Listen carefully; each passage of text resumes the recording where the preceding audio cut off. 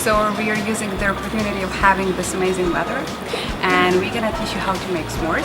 S'mores are favorite US campfire treats. They are made of marshmallow, chocolate, and crackers. So let's start. So what do we have here? We have marshmallow, we have chocolate, and we have crackers. So what do you need to do? It's easy. You take one piece of marshmallow and you need to heat it up over the heat. Here we have a really good one. This process actually won't take long, I promise.